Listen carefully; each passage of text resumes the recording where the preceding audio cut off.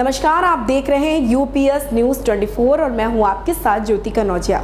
आइए रुक करते हैं खबर की ओर।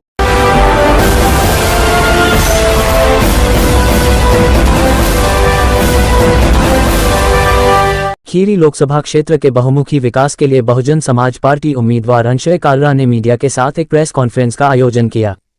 इस अवसर पर उन्होंने बहुजन समाज के हित में उनकी पार्टी बहुजन समाज पार्टी के विचारों और नीतियों पर चर्चा की।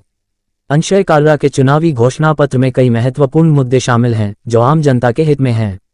उन्होंने मीडिया से बातचीत करते हुए कहा कि भाजपा शासन में जनता परेशान है, कोई भी नागरिक सुरक्षित नहीं महसूस कर रहा है। उनके घोषणा पत्र में निम्नलिखित अंक शामिल हैं। 1. आम जन की रसोई, 2 रुपये में भरपेट खाना खाने की मांग को पूरा करने के लिए रसोई में सस्ते भोजन का प्रस्ताव। 2. हर जोन में जन सहायता केंद्र, जनता के हित में सहायक संरचनाओं की स्थापना।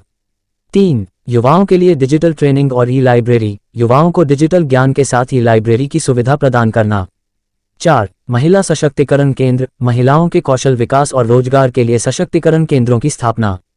5. सरकारी ठेके में स्थानीय श्रमिकों की 70% आरक्षण, स्थानीय श्रमिकों के हित में आरक्षण की पहल। 6. 30 दिन के अंदर गन्ने की फसल का भुगतान, किसानों के हित में फसल के लाभों की सुनिश्चितता। 7. टूरिज्म को बढ़ावा, पर्यटन को बढ़ावा देने के लिए योजना। 8. बीज केंद्रों में ग्रीन हाउस प्रशिक्षण, कृषि विकास को बढ़ावा देने के लिए प्रशिक्षण केंद्रों की स्थापना। 9. कोई भूमि अधिग्रहण नहीं, बिना अधिग्रहण के भूमि सुरक्षितता की गारंटी।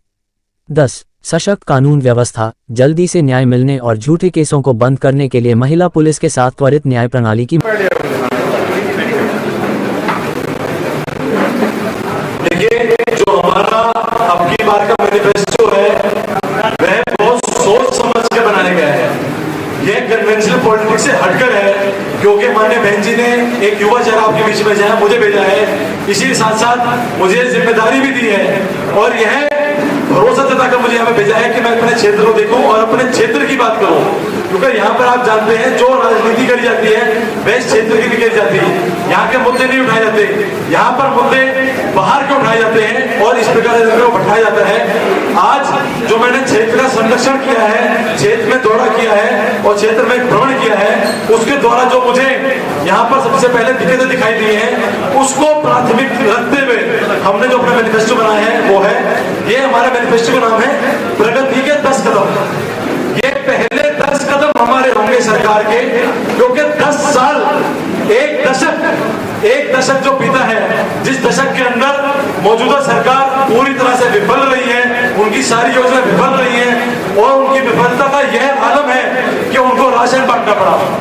जब कोई सरकार हार मान जाती है और वह खुद भी समझ जाती है कि वह रोजगार मुहैया नहीं करा सकती, उसकी सारी नीतियां, सारी योजनाएं विफल हैं और किसी भी योजना के तहत कोई रोजगार नहीं है, तो उसको मजबूर होकर राशन बांटना पड़ता है। ये बात हमारे समझना जरूरी है। जो सरकार आपको राशन बांट रही है, हमारी जनता को राशन बांट रही है और इस प्रकार से व्यवहार करिए जैसे पर एहसान करिए हो, तो मैं आप सबको याद दिलाना चाहूंगा, ये आप ही के टैक्स से लिए हुआ राशन है, आप ही के टैक्स के पैसों से आता है। सरकार अपनी जेब से राशन नहीं देती, ये आप ही के पैसा आपसे लेकर आप ही को राशन मुहैया कराया जा रहा है।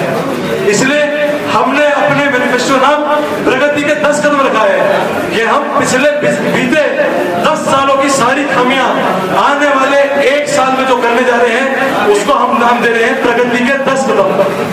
इन प्रगति के 10 कदमों के अंदर हमारा पहला कदम जो होगा वो है आम जन की रसोई। आम जन की रसोई के तहत हम मात्र 2 रुपए के अंदर यहाँ के सभी लोगों को भरपेट खाना खिलाएंगे, क्योंकि यहाँ पर जो गरीबी का आलम है, जो यहाँ पर आप किसान देखेंगे, मजदूर देखेंगे, वो गरीब है, आज की डेट में उसके पास रोटी खाने के पैसे भी नहीं है। तो सबसे पहले उनको मजबूती लाने के लिए, उनके शरीर में ताकत लाने के लिए, ताकि वे अपने रोजगार के ऊपर सके, उनका पेट भरना बहुत जरूरी है। हम अपनी पूरी लोकसभा के अंदर 500 किचन लाएंगे, 500 ऐसी जन किचन लाएंगे जिनमें केवल 2 रुपए देकर कोई भी व्यक्ति, चाहे अमीर हो चाहे गरीब हो, किसी भी जाति का हो, किसी भी धर्म का हो, केवल 2 रुपए देकर वह भर पेट और स्वच्छ खाना खा सकेगा, पोषक खाना खा सकेगा। यह हमारा पहला कदम है। दूसरा कदम, हर जोन में सहायता केंद्र।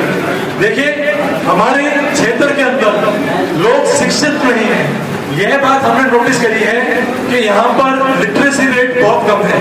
यहाँ पर जो स्कूल है उसमें सुविधाएं नहीं है, टीचर नहीं है, स्कूल के अपने खुद के ढांचे नहीं है। इसलिए सबसे पहले हम यहाँ पर सहायता केंद्र लेकर आएंगे। सहायता केंद्र हमारे हर जोन के अंदर बनाए जाएंगे। उस सहायता केंद्र के अंदर यहाँ के हर लोकसभा के हर व्यक्ति को हर प्रकार की सहायता मुहैया कराई जाएगी, चाहे बैंक की पर्ची भरने से लेकर और कॉम्पिटिटिव एग्जाम के फॉर्म भरने तक सारी सुविधाएं हमारे जन केंद्र की होंगी। यहाँ पर हमारे वकील साहब भी बैठेंगे, पुलिस की व्यक्ति भी बैठेंगे और साथ ही साथ टीचर बैठेंगे और इस प्रकार के समाज के सब लोग बैठेंगे जो आपकी सहायता कर सके, जो आपके डे टू डे वर्क के अंदर, डे टू डे काम के अंदर आपकी सहायता कर सके।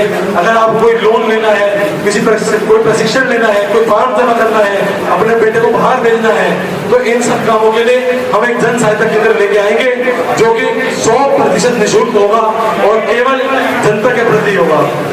तीसरा हमारा है युवाओं के लिए डिजिटल ट्रेनिंग और ई लाइब्रेरी। देखिए, शिक्षा भी बहुत जरूरी है। आज की तारीख में नई नई लाइब्रेरी खोलनी, नए नए स्कूल खोलने, इनमें बहुत समय बीत जाता है।